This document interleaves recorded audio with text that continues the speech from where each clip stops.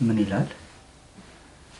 እነሆ ከግብጽ የወጣ ሕዝብ አለ፣ እነሆም የምድሩን ሁሉ ፊት ሸፈነ፣ በአቅራቢያችንም ተቀምጧል። አሁንም ይህ ሕዝብ ከኔ ይበልጥና ልዋጋቸው ከምድሪቱም ላሳድዳቸው እችል እንደሆነ እባክህ ና እርገምልኝ።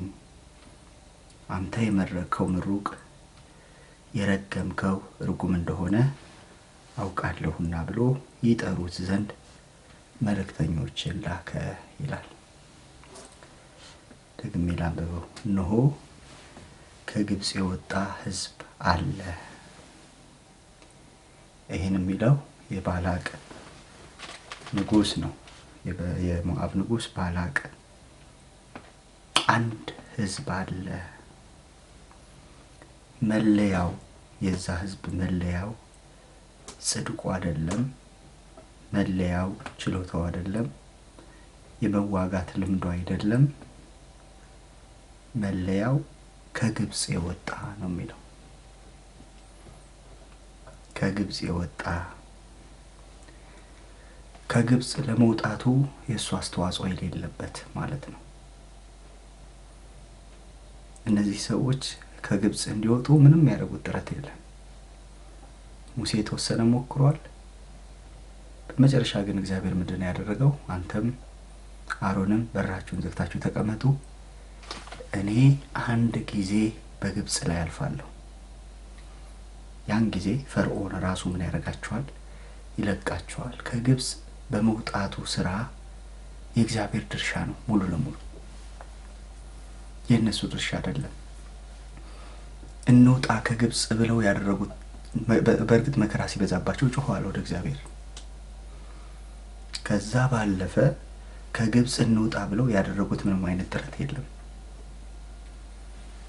እግዚአብሔር ከግብጽ አውጥቶታል። ይሄንን በለዓም ሲደግሞ ታያላችሁ። ይሄንን ሕዝብ እግዚአብሔር ነው ከግብጽ ያወጣው። ሊወጣ ከማይችልበት ግብጽ ያወጣው እግዚአብሔር ነው። የታደገው እግዚአብሔር ነው። በጠላቶች ሰፈር የሚወራው እሱ ነው። ምን ተብሎ? አንድ ሕዝብ አለ አምላኩ የሚዋጋለት። አንድ ሕዝብ አለ እግዚአብሔር አምላክ የሆነለት። የሚገርመኝ ሁሉ የሚገርመኝ እንደው ታውቃላችሁ፣ ዘሁልቁ ብዙ ስንፍና ብዙ ማጉረምረም የታየበት መጽሐፍ ነው። ሕዝቡ በማጉረምረም ጎመጁ ይላል። ወደ ኋላ እስኪ ልመልሳችሁ የተወሰኑ ምዕራፎች 2 ወይ 3 ምዕራፎች እንደዚህ ይላል። ምዕራፍ 11 ሕዝቡም ክፉ ሆነው በእግዚአብሔር ላይ አጉረመረሙ። ይሄ ከግብጽ የወጣው ሕዝብ ክፉ ሆነው በእግዚአብሔር ላይ አጉረመረሙ። እግዚአብሔርም ሰምቶ ተቆጣ፣ የእግዚአብሔርም እሳት በመካከላቸው ነደደች፣ የሰፈሩም ዳር በላች። ሕዝቡም ወደ ሙሴ ጮኹ፣ ሙሴም ወደ እግዚአብሔር ጸለየ፣ እሳቲቱም ጠፋች። የእግዚአብሔር እሳት በመካከላቸው ስለነደደች የዚያን ስፍራ ስም ቴቤራ ብሎ ተጠራው። በመካከላቸው የነበሩ ልዩ ልዩ ሕዝብ እጅግ ጎመጁ፣ የእስራኤልም ልጆች ደግሞ ያለቅሱ ነበር። ይሄ ነው የዘሁልቁ ያለው ነገር። ሰላዮችን ልከው እኛ እንዳንበጣነን ያሉበት፣ ያጉረመረሙበት፣ የጎመጁበት፣ ከእግዚአብሔር ጋር የተጣሉበት፣ የተላለፉበት ይሄ ሕዝብ በዘሁልቁ ላይ የተጠቀሰው ይሄ ሕዝብ ረጋሚ መጥቶ ሊረግማቸው ሲነሳ ግን የሚያየው ድካማቸውን አልነበረም፣ የሚያየው ስንፍናቸውን አልነበረም። የሚታየው ብርታታቸው ነበር። የታየላቸው ምን መሰላችሁ? ከግብጽ የወጣ አንድ ሕዝብ አለ።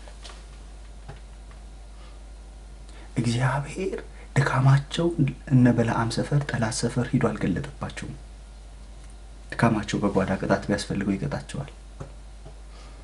ምክር ቢያስፈልጋቸው ይመክራቸዋል። ተግሳጽ ቢያስፈልጋቸው ይገስጻቸዋል። ረጋሚ መጥቶ ሊረግማቸው ሲል ግን እግዚአብሔር የረጋማ አንደበት ነው የቀየረው። ይሄ ህዝብ ቅዱስ ህዝብ ነው። ይሄ ህዝብ እግዚአብሔር አምላክ የሆነለት ህዝብ ነው። ይሄ ህዝብ እግዚአብሔር የሚዋጋለት ህዝብ ነው። ምን አድርገህለታል ቢባል ከግብጽ አውጥቼዋለሁ ይላል። ከግብጽ የወጣ አንድ ሰው አለ። እግዚአብሔር የታደገው፣ እግዚአብሔር ያስመለጠው፣ ለጠላቶቹ ንክሻ አሳልፎ ያልሰጠው። እንዲህ ናቸው። ናና አርገምልኝ እችል እንደሆነ ዋጋው እንደሆነ አለፍ ብላችሁ ስታነቡት እንደዚህ ይላል። በሬ የለመለመ ሳርን እንደሚጨርስ ይሄ ጭፍራ ከፊቱ ያገኘውን እየጨረሰ ይሄዳል። የሚያስቆመው የለም፣ የሚከለክለው የለም። ማለት አንዳንድ ጊዜ ምን እንደማስብ ታውቃላችሁ? በአጋንንቶች ሰፈር ወይ በጠላት ሰፈር እነሱ ስለኛ ያላቸው ግምትና እኛ ስለኛ ያለን ግምት ምናልባት እነሱ ስለኛ ያላቸው ግምት ቢበልጥ ይመስለኛል። ጠንቋዮች እኛን ሲያዩ የሚያዩንና እኛ ደግሞ ስለ ራሳችንን የምናይበት መንገድ ሲተያይ እነሱ እኛን የሚያዩበት መንገድ የሚበልጥ ይመስለኛል። ለምን? በእኛ የስሙ ጉልበት ነው የሚታየው። በእኛ የጌታ ብርታት ነው የሚታየው። በእኛ የልጁ ደም ነው የሚታየው። የሱ ጽድቅ ነው የሚታየው። ድካም አለ ጓዳ ውስጥ። ቅድም ብያቸዋለሁ። አጉረመረሙ፣ እሳት ነደደች፣ ተቆጣ፣ እግዚአብሔርን አስመረሩት። ሰላይ ልከው ሂዱና ውረሱ ሲባል ምድሪቱ ነፍሰ ገዳይ ነች አሉ እና በብዙ ማጉረምረም በብዙ ሀዘን ውስጥ እያሳለፉ የነበሩ ህዝቦች ናቸው። ጠላት ሰፈር ግን ስለነሱ የሚወራው ታሪክ ሌላ ነው። ረዓብ ምንድነው ያለችው? እግዚአብሔር ለእናንተ ያደረገውን ነገር ሰምተን ልባችን ቀለጣለች። ጠላት ሰፈር የሰው ልብ ቀልጧል በእነሱ ምክንያት። እነሱ ሰፈር ደግሞ ማጉረምረም ነው። እነሱ ሰፈር ሀዘን ነው ያለው። እነሱ ሰፈር የተደረገላቸውን እግዚአብሔርን እየተዋጋላቸው እንደሆነ አይደለም የሚታያቸው። የጎደለችባቸው ያልበሉት ስጋ አለ። ምድረ በዳ ላይ የተንከራተቱበት ምዕራፍ አለ። ያልተሳካላቸው ነገር አለ። የሚታያቸው እሱ ነው። ከግብጽ መውጣታቸውን ረስተውታል። እንደውም እኮ ከመርሳት አልፈው አለቃ ብናገኝ ብንመለስ እኮ ብለዋል። ወደ ግብጽ ብንመለስ ያለ ዋጋ እንበላው የነበረ ዱባ፣ ነጭ ሽንኩርት በጥሂው ትዝ ይልሃል ምናምን ይባባላሉ። ትላንታቸውን ያንን የባርነት ህይወታቸውን ብንመለስ ብለውም ያስባሉ። እንኳንስ ከግብጽ መውጣታቸው ሊያመሰግኑ፣ እንኳንስ ስለተገለጠው ስለ እግዚአብሔር ክንድ ለእግዚአብሔር ምላሽ ሊሰጡ እንደው አለቃ ባገኘን መርጠን ብንመለስ የሚሉበት ምዕራፍ ላይ ደርሰው ነበር።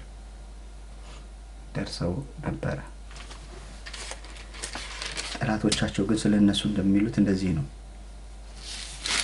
እዛው ምዕራፍ 21 ላይ የሴፎር ልጅ ባላቅ እስራኤል በአሞራውያን ላይ ያደረገውን ሁሉ አየ፣ ብዙም ነበርና ሞዓብ ከህዝቡ እጅግ ፈራ። ከእስራኤልም ልጆች የተነሳ ሞዓብ ደነገጠ።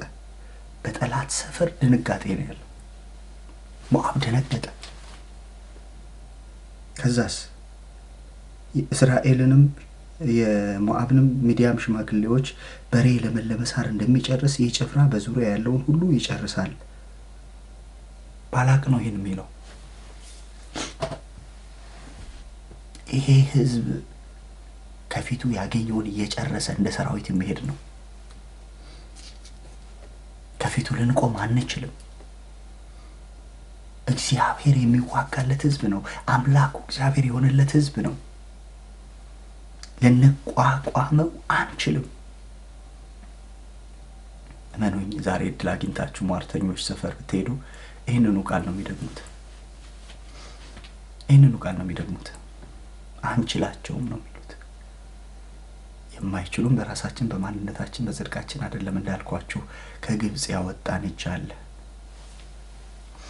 የሚረዳን እጅ አለ፣ የሚያግዘን እጅ አለ፣ የሚራራልን እጅ አለ፣ ዋጋ የከፈለልን እጅ አለ። ይህንን አንድ ከአዲስ ኪዳን ሐሳብ ጋር ላገናኝላችሁና እንጸልያለን። ኤፌሶን ምዕራፍ 2 ላይ የሐዋርያው ጳውሎስ መልእክት ኤፌሶን ምዕራፍ 2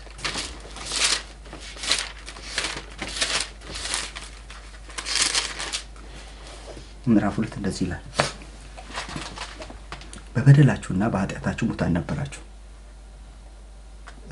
በጣም የሚገርም ነው። በበደላችሁና በኃጢአታችሁ ሙታን ነበራችሁ፣ በእነርሱም በዚህ ዓለም እንዳለው ኑሮ በማይታዘዙት ልጆች ላይ አሁን ለሚሰራው መንፈስ አለቃ እንደሆነው በአየር ላይ ስልጣን እንዳለው አለቃ ፈቃድ በፊት ተመላለሳችሁባቸው።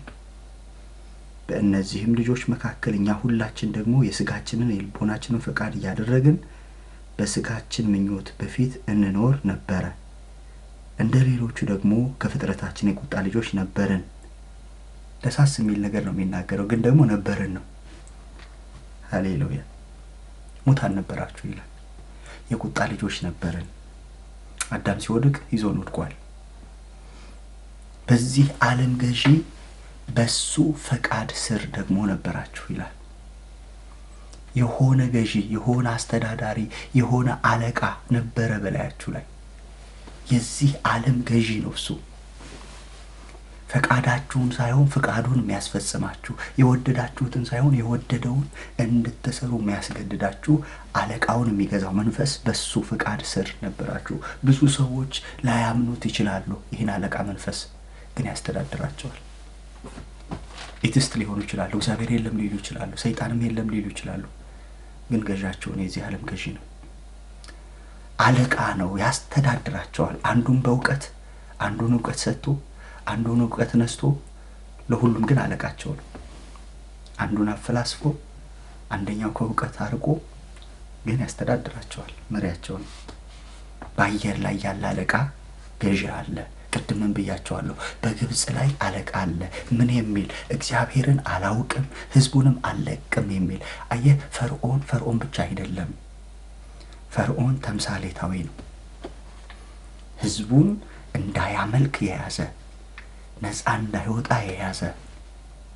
እንደውም አንድ ትርጉም ላይ መጽሐፍ ላይ እንደዚህ ይላል፣ እንደ እቶን ከሚነድ እሳት ነጥቄ ያወጣኋችሁ በጸናች እጅ በተዘረጋች ክንድ ነው ይላቸዋል። እቶን ሆኖባቸዋል። እዚህ ደግሞ ጭራሽ ሙታን ነበራችሁ ነው የሚለው። ሙታን ነበራችሁ፣ በበደላችሁ በኃጢአታችሁ ሙታን ነበራችሁ። በዚህ ዓለም ገዢ በሱ ፈቃድ ስር ነበራችሁ።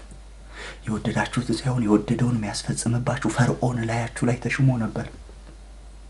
የሱ ፈቃድ ፈጻሚዎች ነበራችሁ። የወደደውን በእናንተ ህይወት እንዲሰራ ፈቃድ ነበረው፣ አክሰስ ነበረው፣ ከልካይ አልነበረውም።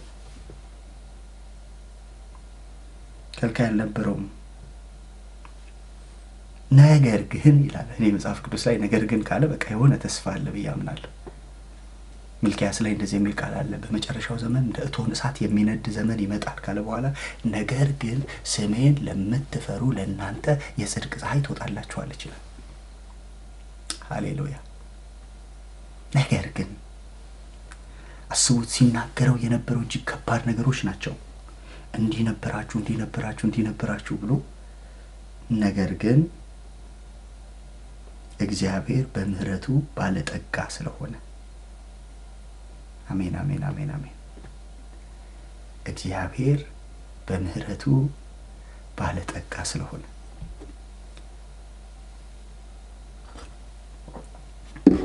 ባለጠጋ አምላክ አለ። አምላክሽ ባለጠጋ ነው። በምህረቱ ምን ስለሆነ? ባለጠጋ ስለሆነ። የምድር ባለጠጎች ባለጠግነታቸው በአንድ ጉዳይ ነው። በሆነ ነገር ገንዘብ ላይ ሊሆን ይችላል፣ ስራ ላይ ሊሆን ይችላል፣ እውቀት ላይ ሊሆን ይችላል። የእግዚአብሔር ባለጠግነት በምህረት ነው የተገለጠው። በምህረቱ ባለጠጋ የሆነ ምን አይነት ድንቅ አምላክ ነው! ሃሌሉያ። በምህረቱ ባለጠጋ ስለሆነ ከዛስ ከወደደን ከትልቅ ፍቅሩ የተነሳ በበደላችን ሙታን እንኳን በሆነን ጊዜ በክርስቶስ ጋር ሕይወትን ሰጠን። ከግብጽ ወጣን፣ ከጨለማ ወጣን፣ ከእቶን ከሚነድ እሳት ወጣን። በምን? በምህረቱ ባለጠጋ በሆነው እግዚአብሔር። ለዚህ ነው ከግብጽ መውጣት የኛ ድርሻ አይደለም ያልኳችሁ። አውጪ እጅ አለ፣ የተዘረጋ እጅ አለ። ተዘረጋጃ ወደኛ የመጣ የምህረት እጆች አሉ፣ የፈለጉን እጆች አሉ። እግዚአብሔር ሰፈር ወርዶ ተገኘ በግብጽ ላይ የሚሆንባቸውን በህዝቡ ላይ ሊያይ ሰፈር ተገኘ፣ መንደር ተገኘ፣ ተመላለሰ። በህዝቡ ላይ የተደረገውን ነገር አየ። ሊያድናቸው ወረደ ይላል። መንደር ተገኝቶ እግዚአብሔር መከራቸውን አየ፣ ራራላቸው። ማ በምህረቱ ባለጠጋ የሆነው እግዚአብሔር ስሙ ይባረክ። ይህ በምህረቱ ባለጠጋ የሆነው እግዚአብሔር ህይወት ባጣን ሰዓት ህይወት ሊሰጠን ፈቀደ። ህይወት ሊሰጠን ፈቀደ። ባጣንበት ሰዓት ሊገኝልን ፈለገ። በምህረቱ ባለጠጋ የሆነው ከወደደን ከትልቅ ፍቅሩ የተነሳ በበደላችንና በኃጢአታችን ሙታን እንኳን በሆነን ጊዜ ከክርስቶስ ጋር ህይወትን ሰጠን፣ በጸጋ ድናችኋልና። ስሙ ይባረክ። ምናልባት የሚገባን አሁን ስለዳነን ከጨለማ ወደሚደነቅ ብርሃን ስለመጣን እንጂ እኔ ሰሞኑን አንድ ቪዲዮ ተለቆ ሳይ ነበር። ትግራይ ያሉ እናቶች ጽድቃቸውን ለማረጋገጥ በሆነች ቀጭን አለት ውስጥ ለማለፍ ሲንፏቀቁ ሳይ በቃ እኛም እኮ ነበርን እያልኩ ራሴን አስብ ነበር። ማለት በቃ ያችን ካለፉ እንዴት እንደሚደሰቱ፣ ያችን ማለፍ ያቃታቸው ደግሞ እንዴት እንደሚያዝኑ ኃጢአተኛ ነኝ ብለው ያስባሉ። ከሆነ አለት ውስጥ መውጣት የጽድቅ መለኪያ አድርገውታል። ቄሶቹም የወጡት እንኳን ደስ አላችሁ ብለው ጸበል ይረጯቸዋል። ለካ ጽድቃችን እጃችን ላይ ስላለ አንዳንዴ ምንድነው መሰላችሁ እንደዚሁ በነፃ የተደረጉ ነገሮች ይቀላሉ። አሁን HIV መድኃኒት እኛ ሀገር በነፃ ነው የሚሰጠው እና ብዙ ሰው ለብዙ ነገር ይጠረጥረዋል። ግን እኮ በስንት ብር ውድ በሚባል ብር በዓለም ያሉ ደግ አድራጊዎች አዋጥተው የገዙት ነው የፖሊዮ የምናምን የሚባሉ ክትባቶች በነፃ ይታደላሉ። እና ሰው በጥርጣሬ ነው የሚያያቸው። ለምን? ነፃ ስለሆኑ። አንዳንድ ጊዜ የተደረገልን ነገር እንዳይቀልብን እፈራለሁ። ከእግዚአብሔር የተደረገልን እግዚአብሔር ከወደደን ከትልቅ ፍቅሩ የተነሳ በምህረቱ ባለጠጋ የሆነው እግዚአብሔር እኛን ሲመለከት ቆይ ልጄን መኪና ሰጥቼ ላስደንቃት ብሎ አይደለም የሰጠን። ልጁን በልጁ በክርስቶስ ሊወደን እግዚአብሔር ተገለጠ። ልጆች ተብለን ልንጠራ አብ እንዴት ያለው ፍቅር እንደሰጠን አስቡ እዩ ይላል። ልጅ ተብለን ልንጠራ አላፈረብንም። የእግዚአብሔር ልጆች ተብለን ልንጠራ እግዚአብሔር አላፈረብንም። ከስጦታዎች ሁሉ የሚልቀው ስጦታ ምንድነው ካላችሁ አንድ ህዝብ አለ ከግብጽ የወጣ አንድ ህዝብ አለ እግዚአብሔር ያወጣው የታደገው ያስመለጠው ማለት ማይሰራበት ጨለማ ማያገኘው እግዚአብሔር አምላክ የሆነለት አምላኩ እግዚአብሔር የሚዋጋለት ሃሌሉያ ከግብጽ የወጣ አንድ ህዝብ አለ። ስሙ ይባረክ። ከወደደን ከትልቅ ፍቅሩ የተነሳ እግዚአብሔር ከወደደን ከትልቅ ፍቅሩ የተነሳ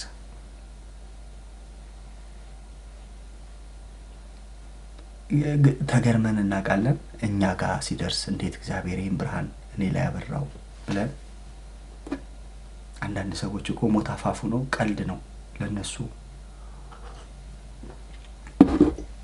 ሃይማኖት መቀየር ነው ለነሱ። በሞትና በህይወት መካከል ተይዘው መናገር አቅቷቸው በእጅ ምልክታቸው አልፈልገው ይህንን ጌታ ብለው የሞቱ ብዙዎች ናቸው። እግዚአብሔር የረዳው እጁን የሚያነሳው። እግዚአብሔር የረዳት ሁሉም ወፎች እኮ አላመለጡም። አንዲት ወፍ ግን ከአዳኞች ወጥመድ አምልጣለች። ነፍሳችን እንደ ወፍ ከአዳኞች ወጥመድ አመለጠች አይደለም የሚለው? ወጥመድ ተሰበረ፣ እኛም አመለጥን። እንደዛች እግዚአብሔር እንደረዳት ወፍ ድንገት አምልጠን ተገኘን። ሃሌሉያ! ከወደደን ከትልቅ ፍቅሩ የተነሳ አንዳንድ ጊዜ ቆም ብለን እንድናስብ ማለት አንዳንዴ ሊደረጉልን ለምንፈልጋቸው ነገር እንዲደረጉልን እያሰብን ምናልባት ትልቁን ምስል ትልቁን እግዚአብሔር እኛን ያዳነበትን መዳን ቸል እንዳንለው ፈራል። የተደረገልን ነገር ትልቅ ነው። እመኑኝ፣ ምድር ላይ ያሉ ጥያቄዎች ዛሬ ቢመለሱ ነገ ሌላ ጥያቄ ይዘው ይመጣሉ። ሁሌ እላለሁ አሁን የምንኖረው የትላንት የጸሎት መልሳችን ነው። ነገ ደግሞ የምንኖረው የዛሬ የጸሎታችን መልስ ነው። እነዚህ ነገሮች ሁሉ አዙሪት ናቸው። ይሄዳሉ ይመጣሉ፣ ይሄዳሉ ይመጣሉ። ግን በህይወት ዘመናችን የማይለወጥ አንድ ነገር አለ። በምህረቱ ባለጠጋ የሆነ እግዚአብሔር ከወደደን ከትልቅ ፍቅሩ የተነሳ ከልጁ ከኢየሱስ ክርስቶስ ጋር ህይወትን ሰጠን የሚለው ቃል ግን አይለወጥም። በዚህ ቃል ነፍሱ ያላረፈ ሰው እመኑኝ ምንም ነገር ቢደረግለት ነፍሱ አታርፍ። ህይወታችን ሊጀምር የሚገባው ከረፍት እንጂ ለማረፍ አይደለም። ያቺ ሴት ለማረፍ ነው የምትጠይቀው። ኢየሱስ ግን እንደዚህ አላት፣ ከኔ የሚጠጣ ህይወትን አርፎ ነው የሚጀምረው፣ አይጠማም። ረክቶ ነው የሚጀምረው፣ ህይወቱ ይረካል በእኔ አላት። ሌሎች ነገሮች ተጨማሪዎች ናቸው፣ ይመጣሉ ይሄዳሉ። ነገሮች እንደዛ ናቸው። ትላንት የነበሩ ነገሮች ነገ ላይኖሩ ይችላሉ። የሚመጡ የሚሄዱ ነገሮች ይኖራሉ። ነገር ግን የእግዚአብሔር የምህረቱ ባለጠግነት እሱ ግን ከኛ ጋር ለዘላለም ይኖራል። ሃሌሉያ! ስለዚህ ዛሬ እስኪ ቆም እንድንል ብዙ 10 ዓመት 20 ዓመት 15 ዓመት 18 ዓመት 8 ዓመት 8 ወር 2 ዓመት 6 ዓመት በተለያየ ዘመን ጌታን ያገኘን የገለገለን የኖርን በቤቱ ሰዎች እስኪ ቆም እንበልና የእግዚአብሔርን የምህረቱን ባለጠግነት እናስበው። እንዴት ነው የወደደን? እግዚአብሔር ምን አግኝቶብኝ የወደደኝ ማለት አንዳንዴ እኮ ግራ ነው የሚያጋባው። ወዳቸዋለሁ አላቸው። እንዴ በምን ወደድከን አሉት። ስራቸውን ሲያስቡት የሚያስወድድ አይደለም። እንዲሁ ወደድኳቸው አላቸው። ያዕቆብን ወደድኩ፣ ኤሳውን ጠላሁ። ክፉና ደጉን ሳይለይ ማህፀን ላይ ያለ ያዕቆብን መረጥኩት አላቸው እና ወደድኳቸው። አንዳንዱን ነገር መስፈርት አታገኝለትም። አንድ የወንድማችን ዝማሬ ያለን አሉ ደግ ሰዎች እኔ እንኳን ማውቃቸው አንተን ሳያገኙ ሞት የወሰዳቸው ሚል ምናቃቸው ደጋግ ሰዎች የሉ ጌታን ሳያውቁ የሞቱ በጸባይ የተመሰከረላቸው የድር አለቃ የነበሩ የሰፈር አለቃ የነበሩ ህዝብን አስተባብረው መልካም ስራዎች ላይ የሚሳተፉ ግን ኢየሱስ ስትሏቸው ፊታቸው የሚጠቁር መናፍቃን ብለው ሲያሳድዱ ኑሮ የሞቱ አሉ። በሌላው የህይወታቸው ክፍል ብትሄዱ ደግ ናቸው። ያላቸውን አይደለም የሌላቸውን ቆርሰው የሚሰጡ ናቸው። ህይወት በሚባለው ምዕራፍ ስትመጡባቸው ግን በራቸው ዝግ ነው። ቁጡ ናቸው። ሳይፈቅዱለት በራቸው እንደቆለፉ ሄደዋል ለዘላለም። ስለዚህ የሆነ የተደረገልን እንድናስብ ልጅነታችንን እንድናስብ ምንድነው እግዚአብሔር ያደረገልን? አሁን አልሆኑልን ምንላቸው እልፍ ነገሮች አሉ አይደል? አሁን አልተደረገልኝ ምንላቸው ብዙ ነገሮች አሉ አይደል? ግን እስኪ ቆም እንበልና የተደረገልን እስኪ እናስበው።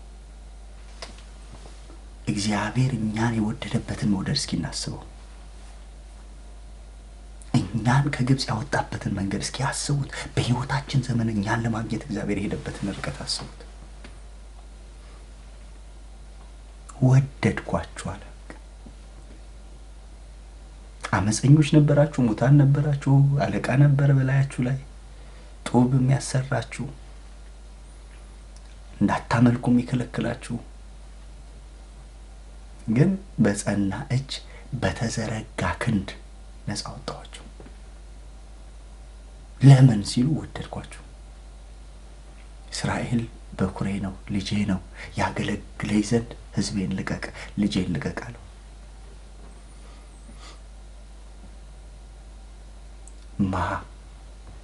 ባለጠጋ የሆነው በምን? በምህረት። እግዚአብሔር በምህረት ባለጠጋ ነው። አቤት አቤት አቤት አቤት!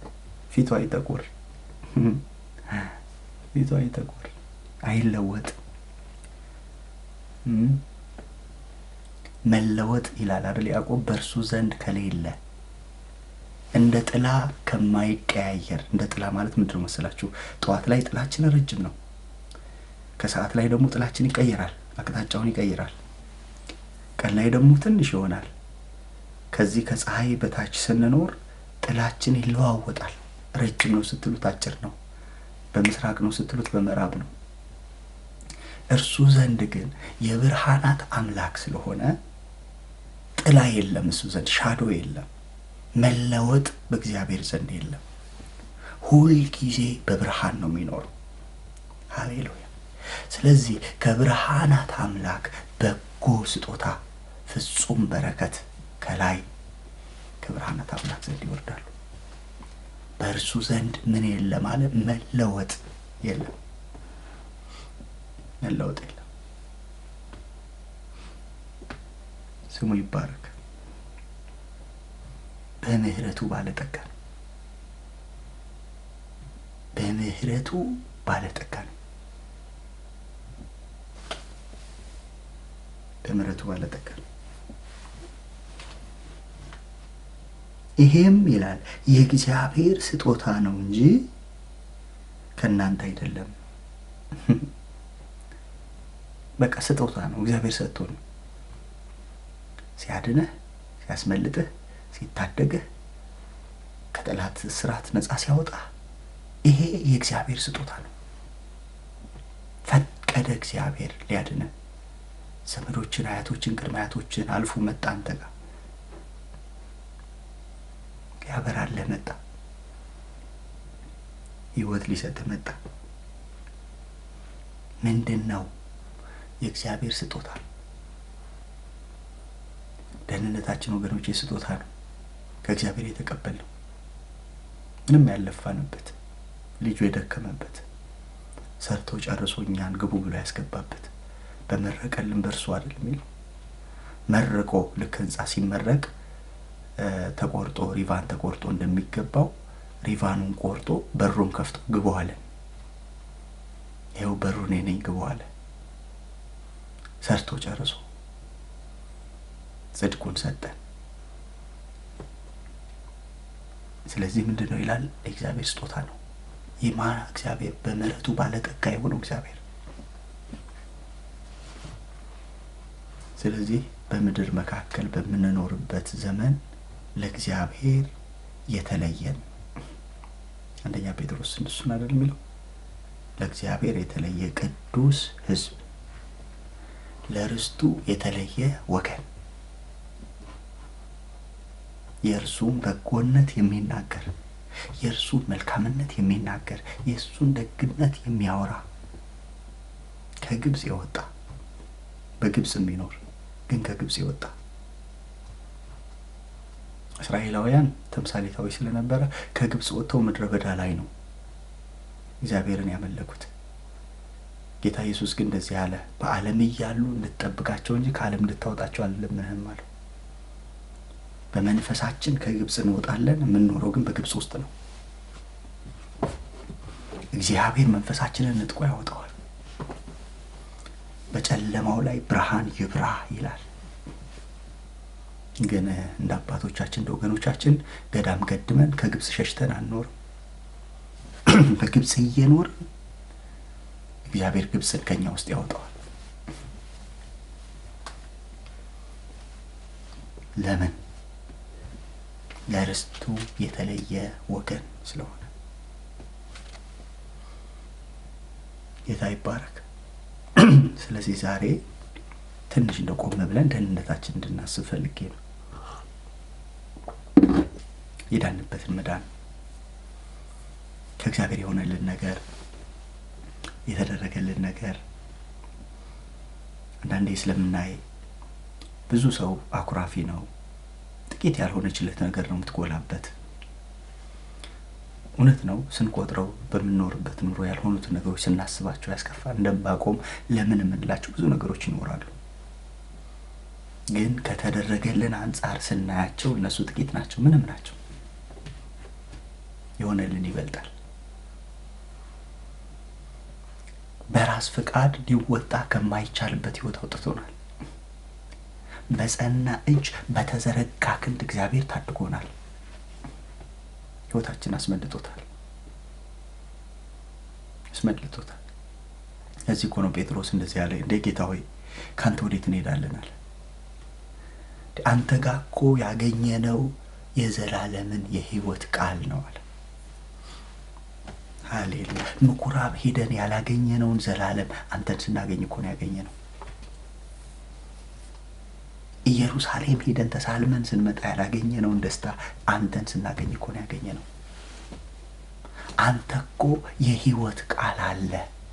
የምትነግረን ቃል ብቻ አይደለም ማለት የህይወት ቃል ጭምር ነው። ምን አይነት የህይወት ቃል ሲለው የዘላለም። ሃሌሉያ።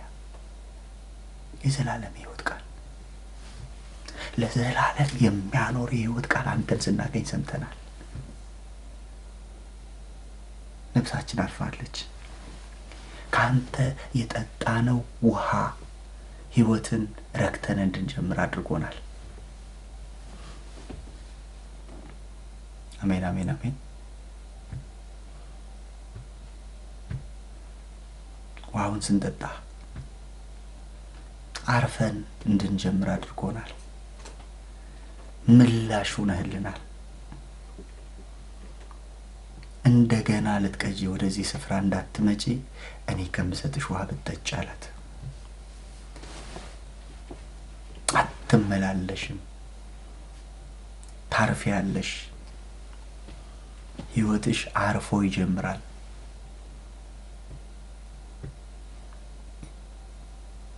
እግዚአብሔር ያዳናቸው ይናገሩ። እግዚአብሔር የታደጋቸው፣ እግዚአብሔር ያስመለጣቸው ማዳኑን ያውሩ። በጸና እጅ በተዘረጋ ክንድ የመራቸው፣ ምድረ በዳውን ያለመለመላቸው፣ አለትም ውሃ ያፈለቀላቸው፣ ከጭንጫ ውሃ ያፈለቀላቸው፣ በሰማይ መና የመገባቸው፣ እግራቸው ያላበጠ የእግዚአብሔርን ድንቅና ተአምራት በዓይኖቻቸው ያዩ። አቤት አቤት አቤት። ምድረ በዳ እኮ ነው፣ ምንም የለም፣ ጭው ያለ በረሃ። ግን እግዚአብሔርን ያዩታል። ቀን ላይ ያዩታል በደመና፣ ሌሊት ላይ ያዩታል በእሳት አምድ። ከፊታቸው ይወጣል። እባብ እንዳይነድፋቸው፣ ጊንጥ እንዳይነድፋቸው ጥበቃ ይሆንላቸዋል። ለምን? ህዝቡ ነው። በምህረቱ ባለጠጋ የሆነው እግዚአብሔር አልፎ ተርፎ ረጋም የመጣባቸው። ከባዱ ነገር እሱ ነው፣ ረጋም የመጣባቸው። በነገራችን ላይ ይሄንን የበለዓምን ታሪክ ሙሴ በመገለጥ ነው የጻፈው። ህዝቡ አያውቅም። ምን እየተደገመበት እንዳለ አያውቅም። ምን እየተሟረተበት እንዳለ አያውቅም። ምን እየተደገሰለት እንዳለ አያውቅም። ቅድም እንዳነበብኩላችሁ አንዳንዶቹ ማጉረምረም ላይ ናቸው። አንዳንዶቹ ግብጽ ይሻለናል የሚሉበት ህይወት ነው።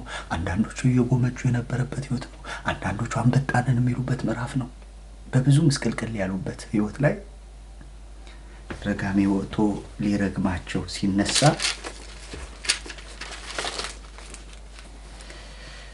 እግዚአብሔር ከለከለላቸው።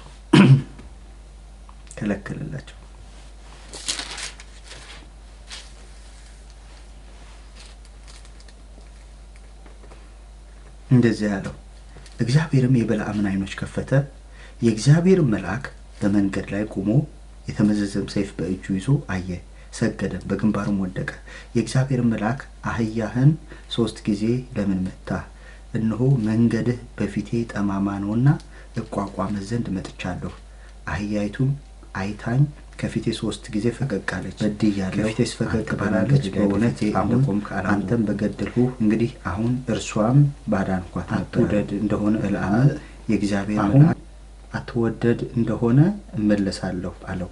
የእግዚአብሔር መልአክ በለዓምን ከሰዎቹ ጋር ሂድ፣ ነገር ግን የምነግርህን ቃል ብቻ ተናገር አለው። በለዓምም ከባላቅ አለቆች ጋር ሄደ ይላል። ይሄ እየተቀጠረባቸው እንዳለ አያውቁም። እግዚአብሔር ግን መልአክ ልኮላቸዋል። ስለ እነሱ የሚሟገት፣ ስለ እነሱ የሚከራከር። ይሄ ተቀደሰን ሕዝብ ከግብፅ ያወጣሁትን ሕዝብ ልትቋቋም ስለወጣ በፊቴ መንገድ ጠማማ ሆኖ አግኝቼዋለሁ ይለዋል መልአኩ። እኔ የባረኩትን ሕዝብ ልትረግም ነው የወጣው። እኔ የቀደስኩትን ሕዝብ ልትረግም ነው የወጣው። ስለዚህ የምልህን ብቻ እርሱን ትናገራለህ አለው። ከዛ በኋላ ምዕራፍ 23 ላይ እንደዚህ ይላል። ባላቅ ከአራም አመጣኝ፣ የሞዓብ ንጉሥ ከምስራቅ ተራሮች። አሁን ይኸውላችሁ የመጣው ከምስራቅ ተራሮች ከሩቅ ነው ያመጣው ባላቅ ከአራም ከሚባል ስፍራ ነው ያመጣው። ከምስራቅ ተራሮች ነው የመጣበት አጀንዳ ደግሞ እዚሁ ተገልጿል። ና ያዕቆብን ርገምልኝ፣ ና እስራኤልን ተጣላልኝ ብሎ ነው። ምን እያልኳችሁ መሰላችሁ? አንዳንዱ ነገር ምን እንኳን እየተደረገብን እንዳለ ላናቅ እንችላለን። ቅድም እንዳልኳችሁ ህዝቡ አያውቅም ይሄንን ታሪክ። በኋላ ነው የጻፈላቸው ሙሴ። ምን እየተደገሰልን እንዳለ ላናቅ እንችላለን። ጠላት ሰፈር ምን እየተዶለተ እንዳለ ላታቅ ትችላለህ።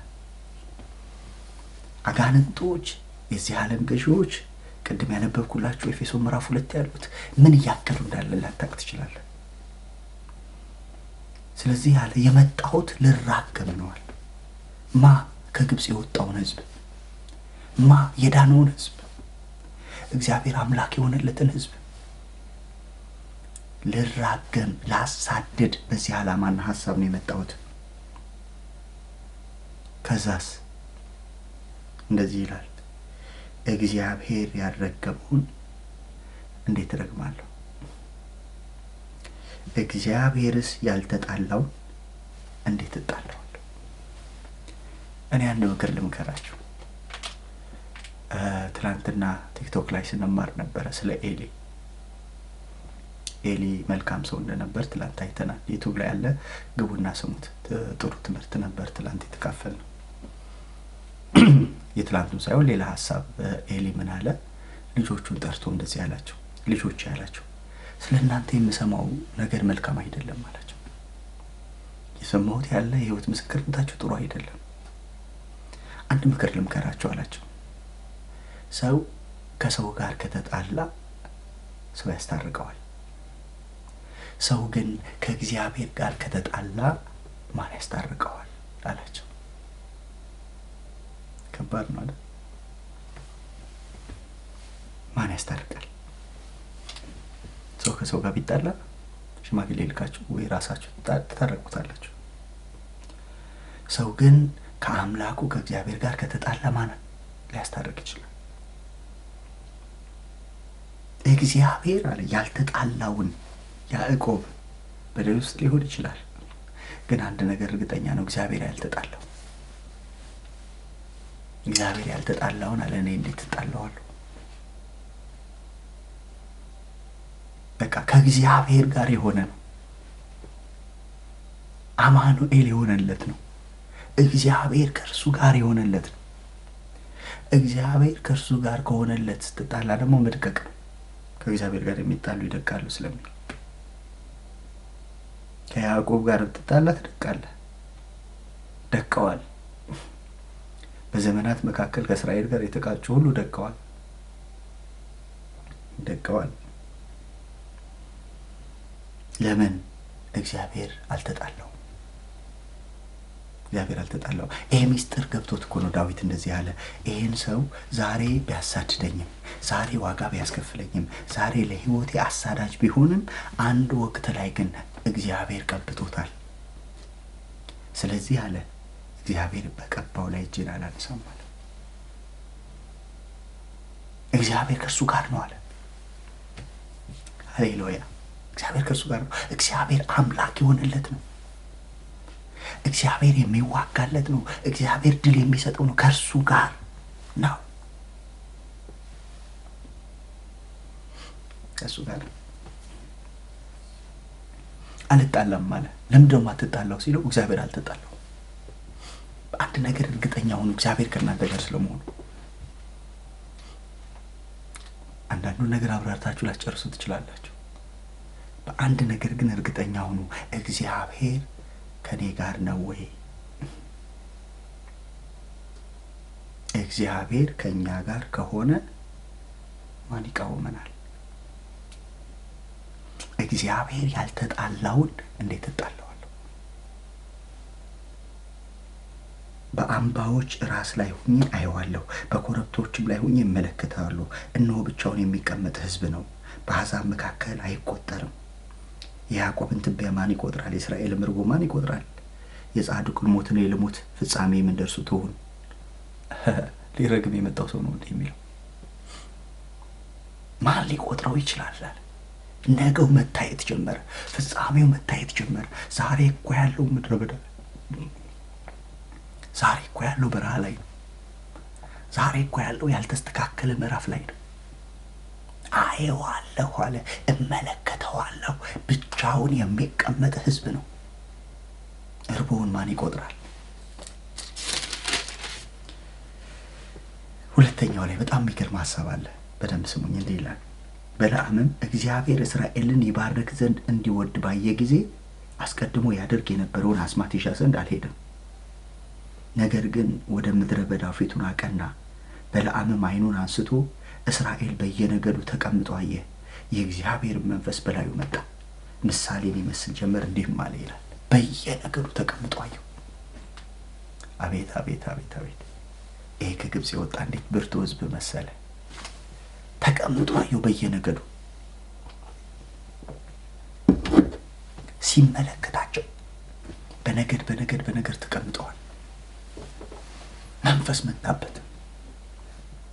የቤኦር ልጅ በለዓም እንዲህ ይላል፣ ዓይኖቹ የተከፈቱለት ሰው እንዲህ ይላል፣ የእግዚአብሔር ቃል የሚሰማ ሁሉን የሚችል የአምላክን ራእይ የሚያይ የወደቀው ዓይኖቹ የተከፈቱለት እንዲህ ይላል፣ ያዕቆብ ሆይ ድንኳኖችህ፣ እስራኤል ሆይ ማደሪያዎችህ ምንኛ ያምራሉ።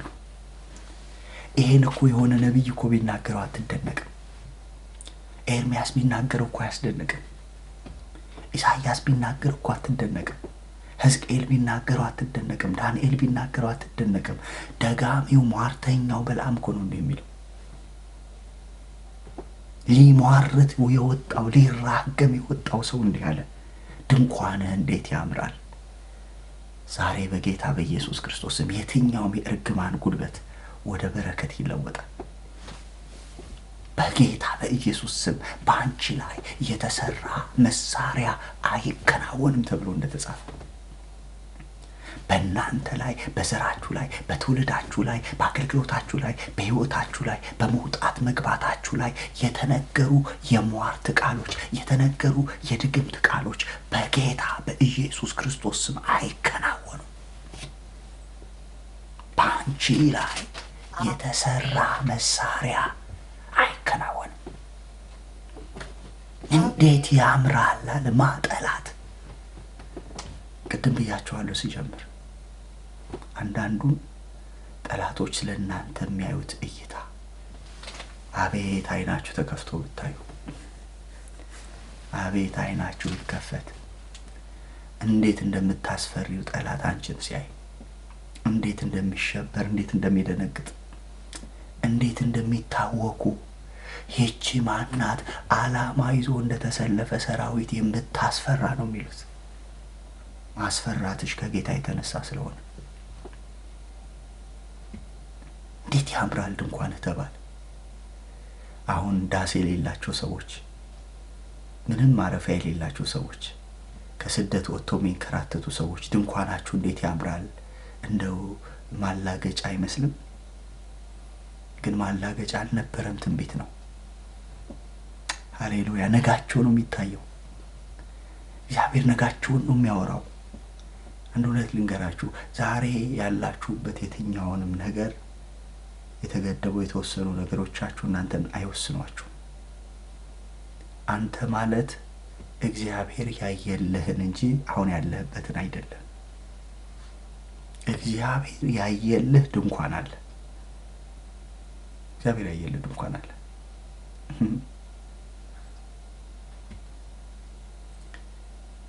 እኔ አንድ ጊዜ አስታውሳለሁ፣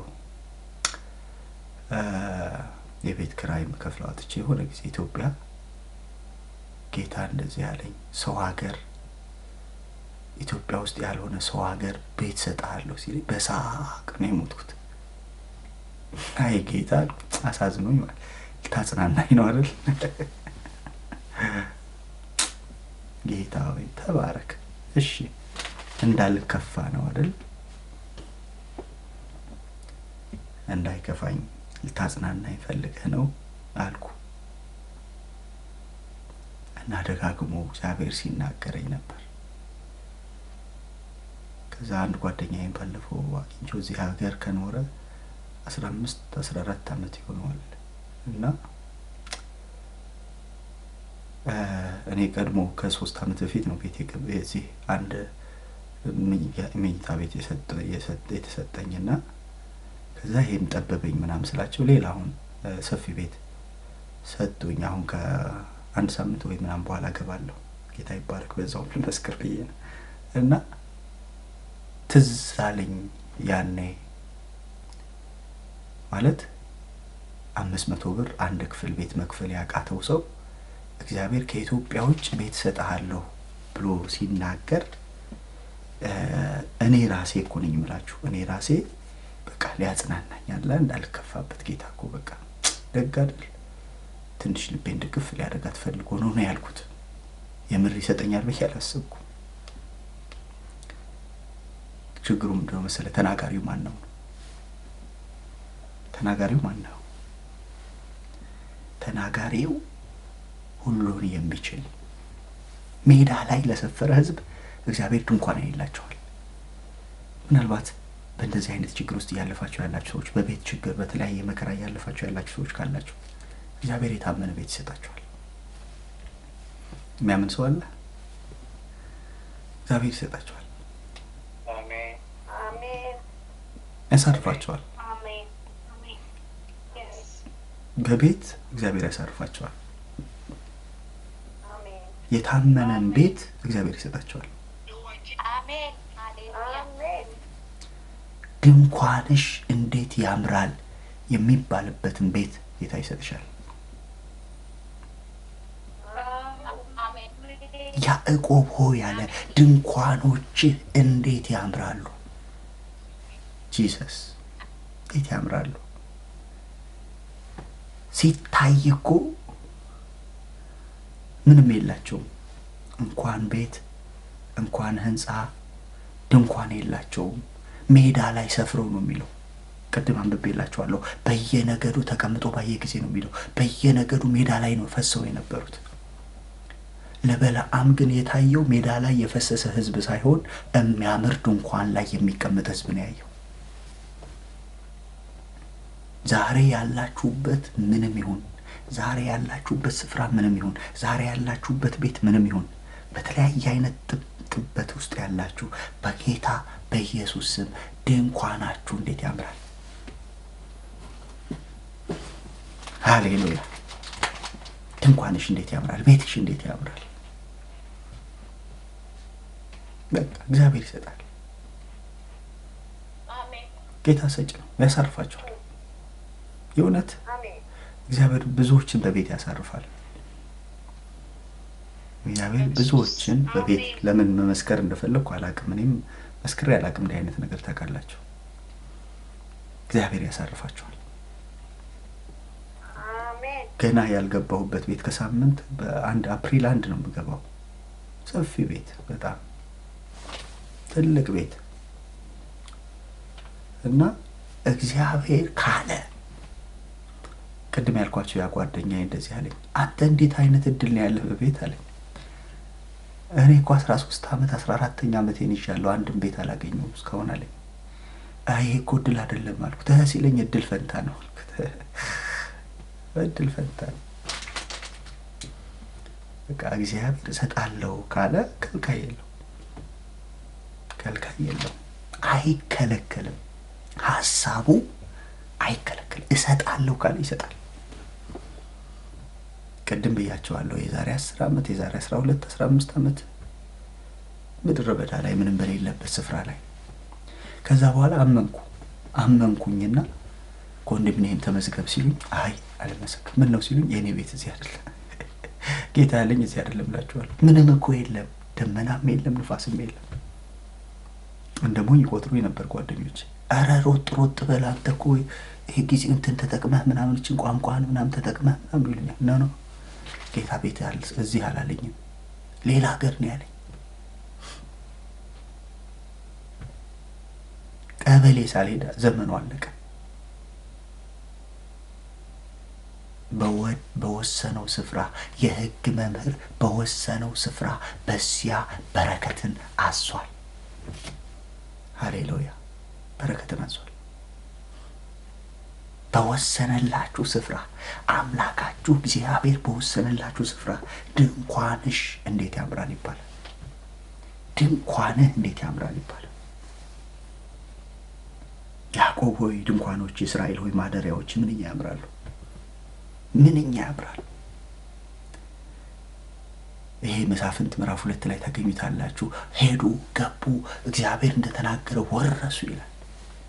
ያ እግዚአብሔር ምድረ በዳ ላይ ሆኖ ይነግራቸው የነበረ ያወራቸው የነበረ የሚወርሱበትን ዘመን እግዚአብሔር አመጣላቸው። ለኢያሱ ተምናሴራን ይወዳት የነበረውን ተምናሴራን አሳልፈው ሰጡት ይላል። ለካሌብ ደግሞ ኬብሮንን አሳልፈው ሰጡት። ወረሱ። እግዚአብሔር እንዳለው እንደ ተስፋ ቃሉ መግባት ሆነላቸው። እርግማን ወደ በረከት ተቀየረላቸው። ስሙ ይባረክ። ሲናገር የሚያምርበት እግዚአብሔር የተናገረውን ነገር ደግሞ በታማኝነት የሚያደርግ እግዚአብሔር ለእስራኤል ከተናገረው ቃል ሁሉ ተፈጸመ እንጂ አንድ እንኳን አልቀረም ይላል። ተፈጸመ ሁሉ። ያ የማይፈጸም የሚመስል ህልም የሚመስል ምን ነው ቀርቶብን እሱ እዚሁ ምድረ በዳ ላይ ባረፍን ወይ ወደ ግብጽ በተመለስን ያሉበት ምዕራፍ አብቅቶ እግዚአብሔር ይላል እንደተናገረው የሚያምር ድንኳን ውስጥ ያልተከሉትን ወይን በሉ፣ ያልሰሩበት ቤት ውስጥ ተቀመጡ። ሊያሳርፋቸው መጣ። ወደ ድንኳናቸው ሊያስገባቸው መጣ። ያዳናቸው በብዙ ጥበቃ ይጠብቃቸውን ልጆቹን ጌታ ያከብራል።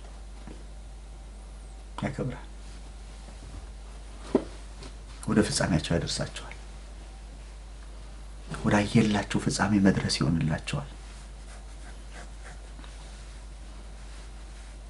ቀጥሎ እንደዚህ ይላል፣ ያምራሉ ካለ በኋላ እንደ ሸለቆዎች በወንዝ ዳር እንዳሉ አትክልቶች እግዚአብሔር እንደተከለው ሬት በውሃም ዳር እንዳሉ ዘግባዎች ተዘርግተዋል። አቤት አቤት አቤት አቤት! እግዚአብሔር እንደተከለው የት እንደተተከለ በወንዝ ዳር እንደተተከለ ምንም እኮ የሚታይ ነገር የለም። በረሃ ውስጥ ጭው ያለ ቃዴስ በርኔ ውስጥ ነው ያሉት። በረሃ ውስጥ ነው ያሉት። ሰውየው ግን አይኑ ተከፍቶ ስለሚያይ የሚያየው ዛሬያቸውን አይደለም ነጋቸውን እንጂ። እግዚአብሔር አሁን ያለንበት ህይወት ምንም አይደለም ለሱ። ነጋችንን ያይልናል፣ ፍጻሜያችንን፣ መድረሻችንን። የነዚህ ሰዎች ነገ ነው የታየው። የነዚህ ሰዎች መዳረሻቸው ነው የታየው። መዳረሻቸው አላቸው እግዚአብሔር እንደተከለው እሬት መዘርጋት ይሆናል አላቸው። ትዘረጋላችሁ። የት? በምንጭ ዳር እንደተተከለ። ሃሌሉያ! ነጋቸው ያምራል እያላቸው ነው። ፍጻሜያቸው ያምራል እያላቸው ነው። በእግዚአብሔር የታመነ እምነቱ እግዚአብሔር የሆነ በምንጭ ዳር እንደተተከለ ከማድጋዎቹ ውሃ ይፈሳል፣ ዘሩም በብዙ ውኆች ይሆናል። ንጉሡም ከአጋግ ይልቅ ከፍ ከፍ ይላል፣ መንግሥቱም ይከበራል። እግዚአብሔር ከግብፅ አውጥቶታል። ርዕሴ እሱ ነው አይደል? እግዚአብሔር ከግብፅ ያወጣው። ለምንድን ነው የሁሉ የሚሆንልኝ? ለምንድን ነው የሁሉ ክብር? ለምንድን ነው የሁሉ ሽልማት? ለምንድን ነው የሁሉ ከፍታ? እግዚአብሔር ከግብፅ አውጥቶታል። እግዚአብሔር ዋጋ ከፍሎበታል። በጸና እጅ በተዘረጋ ክንድ ነፃ ያወጣው ህዝቡ ነው። ቀን በደመና ሌሊት በእሳት አምድ የመራው ህዝቡ ነው። እግዚአብሔር ህዝቡን ለማላገጫ አሳልፎ አይሰጥም። ኢየሱስ ጌታ ነው። አሳልፎ አይሰጥም። ከግብፅ ያወጣውን ህዝብ እግዚአብሔር ለሟርተኛ አሳልፎ አይሰጥም።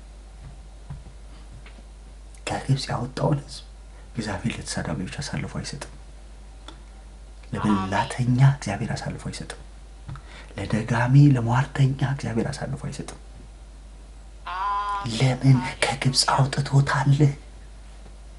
በለዓም ሲጀምር መልእክት የመጣለት እንደዚህ የሚል ነው። ከግብፅ የወጣ አንድ ህዝብ አለ ተብሎ ነው የመጣው። እሱ ደግሞ መጣና ደገመው፣ እውነት ነው አለ። ይሄ ህዝብ ከግብፅ የወጣ ነው። እቴ ከግብፅ ነው የወጣሽው። ከባርነት ቤት ነው የወጣሽው። ከባርነት ቤት ነው የወጣሽው። ከማይፈልግ ነፃነትን ከማይፈልግ ከዚህ ዓለም ገዢ ቅድም ኤፌሶን ምዕራፍ 2 ላይ አይተናል። ከእርሱ ፈቃድ ውጪ መውጣት መግባት እንዳትችል ከሚያደርግ ህይወት ውስጥ ከወደደን ከትልቅ ፍቅሩ የተነሳ ከግብፅ ወጥተናል። የተዘረጋልን እጅ አለ፣ ያዳነን እጅ አለ፣ ያስመለጠን እጅ አለ፣ ህይወት የሆነልን እጅ አለ፣ ዘላለምን ያበራልን እጅ አለ። ተመችቶናል ቤቱ። ካንተ ወዴት እንሄዳለን ያልነው ፈቅደን ነው። ጌታ ይባረክ። ከግብፅ ወጥቷል። ስለዚህ ጉልበቱ አንድ ቀንድ እንዳለው ነው። ጠላቶቹ አሕዛብ ይበላል፣ አጥንቶቹንም ይሰባብራል፣ በፍላጻዎቹም ይወጋቸዋል። እንደ አንበሳ አርፎ ተኝቷል፣ እንደ ንስቲቱም አንበሳ ተጋድሟል። ማን ያስነሳዋል? አንድ ወዳጄ ነግሮኛል። የሆነ ጫካ ወደ ደቡብ ክልል ብቻ የሆነ እንትን ውስጥ ይመስለኛል፣ ፓርክ ውስጥ ይመስለኛልና ሄደን አለ መንገዳችን ላይ አንበሳ ተኝቶ ነበር አለ። ይሄ 4 ኪሎ አንበሳ እንዳይመስልህ፣ ሄደ ጠጋ ብለህ ፎቶ የምትነሳበት አይደለም። የጫካው አንበሳ። እንስቲቱና ወንዱ አንበሳ አስፓልቱ ላይ ተኝተዋል አለ። ከዛ ክላክስ ብናደርግ ሞተር ብናስጠጋ በቃ እንደተኙ ጸጥ ብለዋል። የአንበሳን ጀግንነት ያንቀን ያየሁት አለ። የፈለጋቸውን ያክል ሰዓት ቆይተው አለ ተንጠራርተው ገልመጥ አድርገው አይተውን ለቀውልን ሄዷል። ለቀው ሲሄዱ ነው መኪናችንን ሞተር አስነስተን ጉዞ የጀመርነው አለ። ተኝቷል። አይሰጋም። ለዚህ ነው መጽሐፍ ቅዱስ ጻድቅ እንዳንበሳ ያለ ስጋት ይኖራል የሚለው። የሆነ መኪና መጣብኝ፣ አውሬ መጣብኝ፣ የሆነ የሚተናኩ አይልም። በቃ አርፎ ይተኛል። የት? ጫካ ውስጥ፣ የት? መንገድ ውስጥ እንዳንበሳ አርፎ ተኝቷል። እንደ ንስቲቱም አንበሳ ተጋድሟል። ማን ያስነሳዋል? የቱ ጀግና ነው የሚያስነሳው? ተኝቷል። ሃሌሉያ። ስለዚህ የቤኦር ልጅ በለዓም የሚያወራው ይሄንን ነው። ሙሴ በመገለጥ የጻፈላቸው። ሶስተኛውን ልናገርና አልጨርስ። የቤኦር ልጅ በለዓም እንዲህ ይላል፣ አይኖቹ የተከፈቱለት ሰው እንዲህ ይላል፣ የእግዚአብሔርን ቃል የሚሰማ የልዑልን እውቀት የሚያውቅ ሁሉን የሚችል የአምላክንም ራእይ የሚያይ የወደቀው አይኖቹ የተከፈቱለት እንዲህ ይላል፣ አየዋለሁ አሁን ግን አይደለም፣ እመለከተዋለሁ በቅርብ ግን አይደለም፣ ከያዕቆብ ኮከብ ይወጣል። አሜን አሜን አሜን አሜን። ከያዕቆብ ኮከብ ይወጣል። ጭራሽ ስለመሲሁ መናገር ጀመረ። ጭራሽ ስለሚያድናቸው ጌታ መናገር ጀመረ። ጭራሽ ስለፍጻሜያቸው ማውራት ጀመረ። አየዋለሁ አለ። አሁን አይደለም፣ በቅርብ አይደለም፣ እመለከተዋለሁ በቅርብ ግን አይደለም፣ ከያዕቆብ ኮከብ ይወጣል፣ ከእስራኤልም በትር ይነሳል፣ የሞዓብን ማዕዘኖች ይመታል፣ የሴትንም ልጆች ያጠፋል። ቀጥሎ እንደዚህ ይላል፣ በጣም የሚገርመኝ ቃል።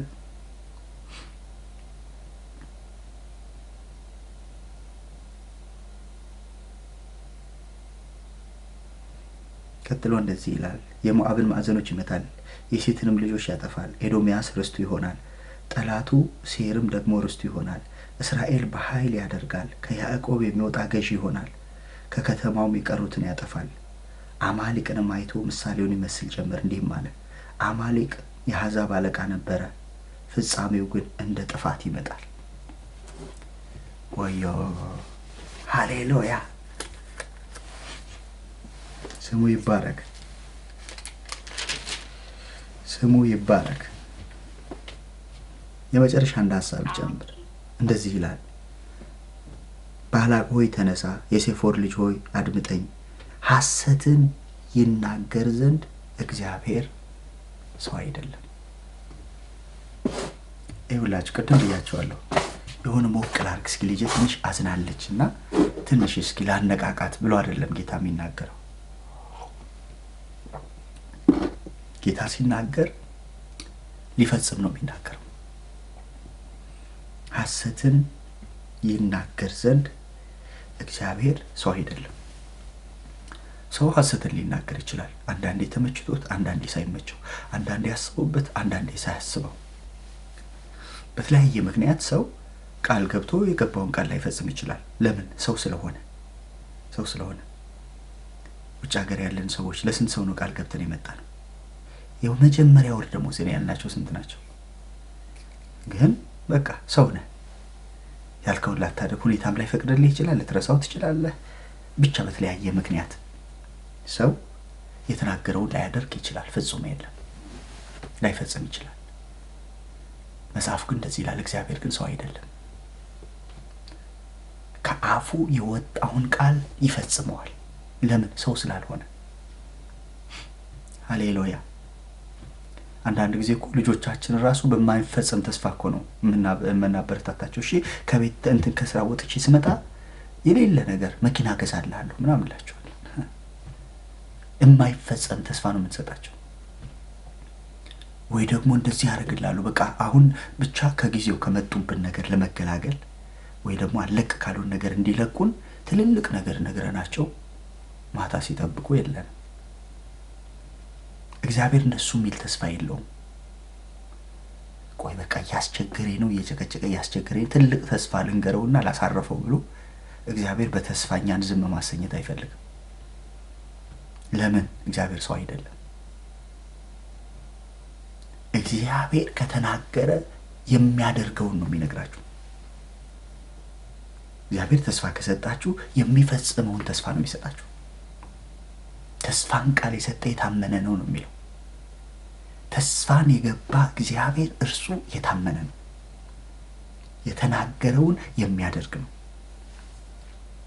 ሐሰትን ይናገር ዘንድ እግዚአብሔር ሰው አይደለም። ሐሰት ብቻ አይደለም፣ የሐሰትን ተስፋ እግዚአብሔር አይሰጥም።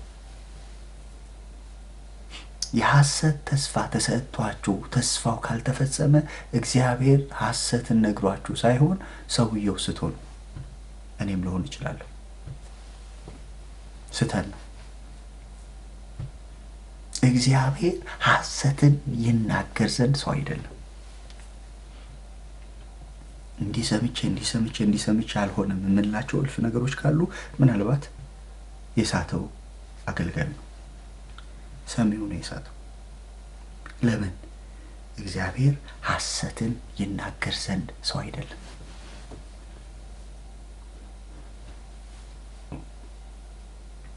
ጠብቅ ከሆነ ጠብቅ ነው የሚለው። ዕንባቆምን እኮ የማይፈጸም ተስፋ ሰጥቶ ማጽናናት ይችል ነበር። እስከ መቼ አትመጣም? እስከ መቼ አትፈርድም? ወዩ አታድንም? አንተ ዝም ብለን ምናምን ብሎ እግዚአብሔርን ሲወቅሰው እኔ እኮ ማለት ምናምን ብዙ ነገር ማለት ይችል ነበር። ጌታ ግን ምንድን ነው ያለው? ይመጣል፣ ባይመጣም ታገስ። ዕንባቆም ምንድን ነው ያለው ከዛ በኋላ? በለስ ባታፈራም ዝም ብዬ እጠብቃለሁ። እኔ ግን በእግዚአብሔር ደስ ይለኛል፣ በመድኃኒቴ አምላክ ሐሴት አደርጋለሁ። ለምን? ሐሰትን ይናገር ዘንድ እግዚአብሔር ሰው አይደለም። ጠብቅ የሚለው ተስፋ የዕንባቆምን የህይወቱን ምዕራፍ ቀይሮለታል። ስንት የኮኛ ጠብቅ ተብለናል።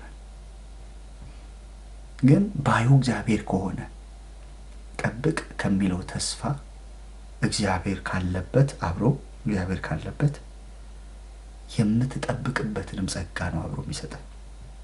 ምን ማለት መሰላችሁ? ጴጥሮስን ና ሲለው እሺ ብሎ ጴጥሮስ መራመድ ሲጀምር ና በምትለው ቃል ውስጥ በውሃ ላይ መራመድ የሚችልበት ጉልበት ነበረው። አሁን ታገስ ሲልህ ታገስ ብቻ አይደለም። ዘመዶች፣ አዝማዶች፣ ጓደኞች፣ ብዙ የምታውቃቸው ሰዎች እኮ ታገስ ብለው ያውቃሉ። ግን ጸጋ የለውም፣ ታገስ ብቻ ነው። እግዚአብሔር ታገስ ሲልህ ግን አብሮ የምትታገስበትንም ጸጋ ነው የሚሰጠው። የሚያስችል ጸጋ አብሮ ይሰጣል፣ ከቃሉ ጋር አብሮ፣ ከተስፋ ቃሉ ጋር አብሮ። ስለዚህ እግዚአብሔር ሐሰትን ይናገር ዘንድ ሰው አይደለም፣ አይሸነግለንም። እውነቱን ነው የሚነግረን። እግዚአብሔር ዘንድ ሽንገላ የለም። አንዳንድ ጊዜ እኛ ሰዎችን ላለማስከፋት ልንሸነግል እንችላለን። ሰዎች እንዳይከፉ ላለማሳዘን ሰው ስለሆንክ ማለት ነው። እግዚአብሔር ግን አይሸነግል፣ ማንንም አይሸነግል። የማይፈጸምን ተስፋ አይሰጥም። ሐሰትን አይናገርም። ሐሰትን አይናገርም። ቢዘገይም በርግጥ ይመጣል፣ ታገስ። ለምንድን ነው ቢዘገይም ያለው ካልከኝ፣ በሰው የጊዜ ሰሌዳ፣ በሰው የጊዜ አቆጣጠር ሰውየው እንዲሆንለት በሚፈልገው በዛ ምዕራፍ ላይ ላይመጣ ጌታ ስለሚችል በጊዜው ስለሆነ የሚመጣው እርሱ በጊዜው እስኪመጣ ድረስ አንተ ጋር እስኪደርስበት ጊዜ ድረስ የዘገየ ሊመስል ስለሚችል የዘገየ መሰለ ለአንተ እንጂ እሱ በጊዜው ነው የመጣው። ስለዚህ ቢመስልህ እንኳን የዘገየ ታገስ፣ እርሱ አይዘገይም። ሐሰትን ይናገር ዘንድ እርሱ ሰው አይደለም፣ ሰው አይደለም። ይጸጸትም ዘንድ የሰው ልጅ አይደለም። በቃ የሰው ልጅ አይደለም፣ አይጸጸትም። አሁን ቅድም ካልኳችሁ ጋር የሚሄድ ነገር ይነግረናል። እርሱ ያለውን አያደርገውምን? የተናገረውንስ አይፈጽመውምን? እነሆ ለመባረክ ትእዛዝ ተቀብያለሁ፣ እርሱ ባርኳል፣ እመልሰው ዘንድ አልችልም ማለት። በቃ እርሱ የተናገረው አያደርገውምን? ያደርገዋል። ባዩ ማን ነው? ጌታ ነው። አዎ ያደርገዋል። ያላችሁ ጌታ ነው። ያለሽ ጌታ ነው። ተስፋን ቃል የሰጠሽ ጌታ ነው። አዎ ያደርገዋል፣ ያደርገዋል። የተስፋን ቃል የሰጠ እርሱ የታመነ ነው። አንድ ወቅት ላይ አብርሃም ማይፈጸም መሰለው። ሲያዩ በቃ ሁኔታዎች እየከፉ ሄዱበትና አይ ጌታ ሆይ እስማኤልን ልትባርክልኝ በወደድኩ፣ በቃ ተው የይስሐቅ የምትለውን ነገር ተው፣ አሁን በቃ አልፏል ጊዜው፣ ይሄ እስማኤል በፊትህ አለ ባርከው አለ። ልጅ ስለሆነ ባርከዋለሁ አለ። ግን በሚመጣው ዘመን ከሚወለደው ከይስሐቅ ጋር ቃል ኪዳኔን አቆማለሁ። ለምን? ሐሰትን ይናገር ዘንድ ሰው አይደለም። ሐሰትን ይናገር ዘንድ የተናገረውን የሚፈጽም አምላክ ነው። የተናገረውን የሚያደርግ አምላክ ነው። ስለዚህ ባዩ ጌታ ከሆነ፣ ተናጋሪው ጌታ ከሆነ፣ ተስፋን ቃል የሰጣችሁ ጌታ ከሆነ እርሱ የተናገረውን ይፈጽመዋል።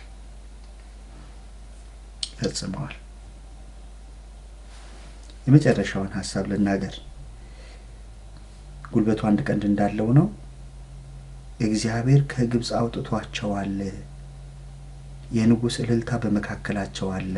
ደገመው ለሶስተኛ ጊዜ እግዚአብሔር ከግብጽ አውጥቷቸዋል። አንድ ቃል በመጽሐፍ ቅዱስ ከተደጋገመ ጉዳይ አለው ማለት ነው። እግዚአብሔር ከግብጽ አውጥቷቸዋል። ርዕሳችንም እሱ ስለሆነ እግዚአብሔር ከግብጽ ያወጣው ሕዝብ፣ እግዚአብሔር የታደገው ሕዝብ፣ እግዚአብሔር ያስመለጠው ሕዝብ፣ እግዚአብሔር አምላክ የሆነለት ሕዝብ። ይቀጥልና ምን ይላል? በያዕቆብ ላይ